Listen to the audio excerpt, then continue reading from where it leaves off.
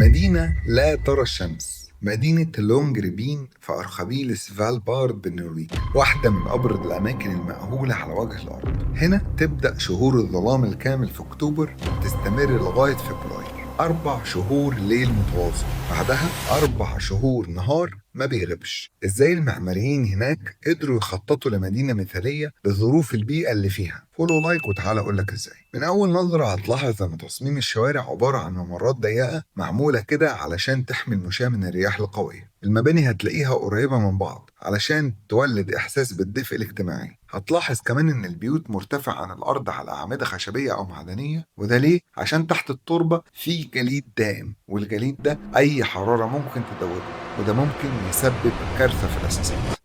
النوافذ لازم تكون كبيرة علشان تستقبل أكبر قدر من الضوء لما الشمس تطل، والجدران سميكة ومعزولة عشان تحافظ على الدفء جوه المباني دي. العمارة فن بيتعايش، مفهومها مختلف مع مصطفى الدمرداش.